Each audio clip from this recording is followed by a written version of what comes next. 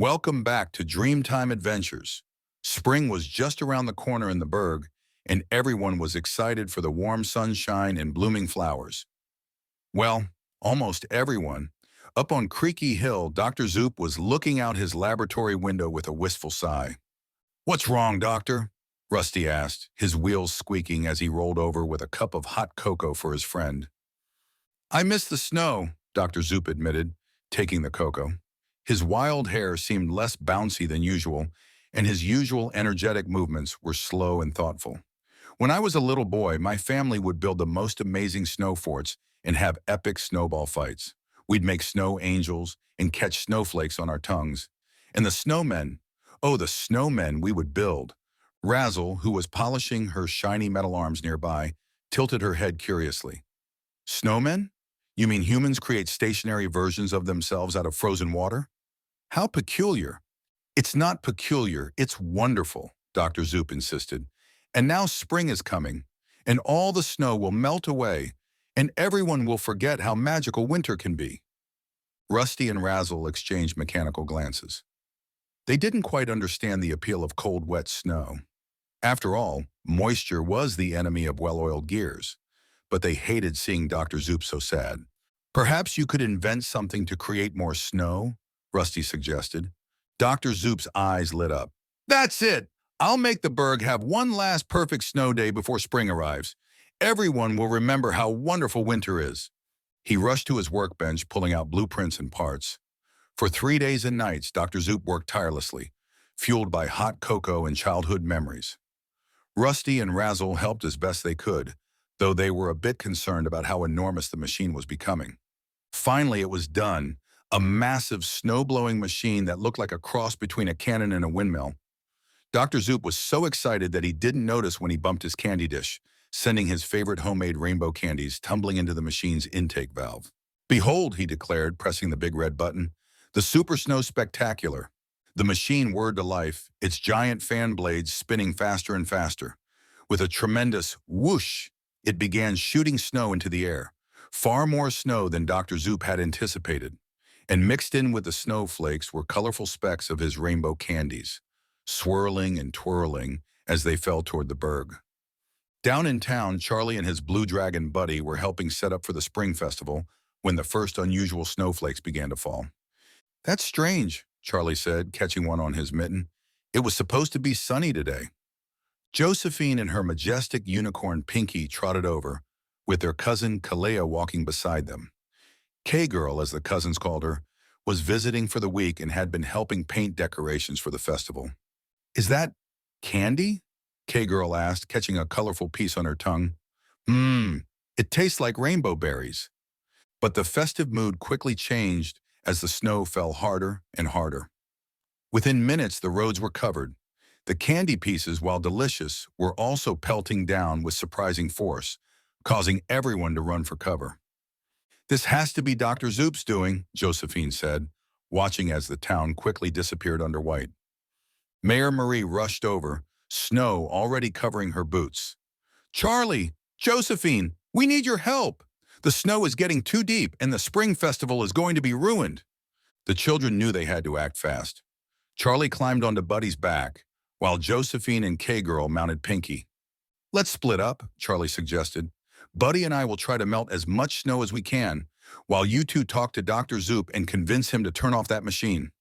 Buddy spread his mighty blue wings and took to the sky, flying low over the deepening snow.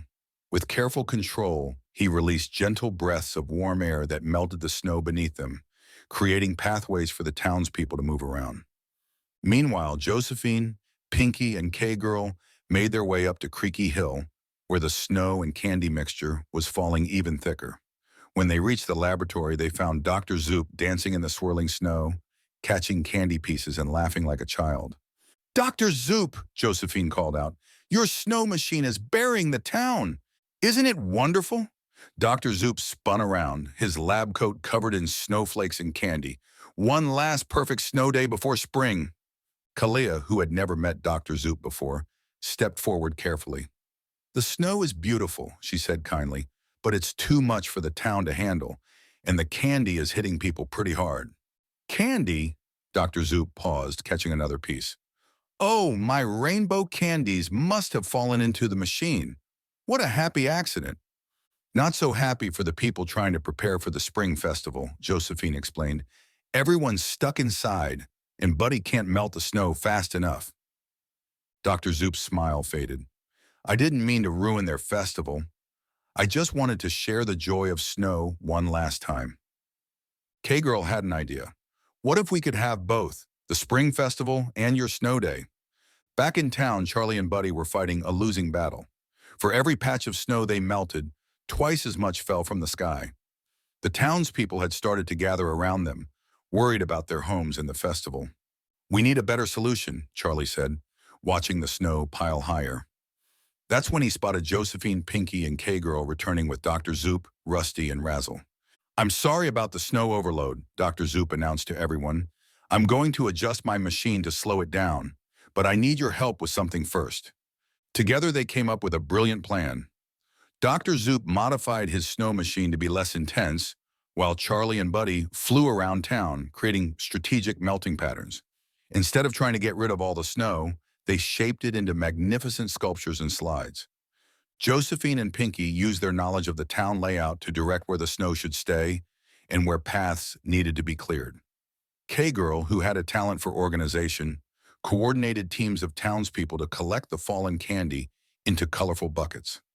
Rusty and Razzle, despite their dislike of moisture, bravely helped by using their mechanical warmth to create perfect igloo foundations.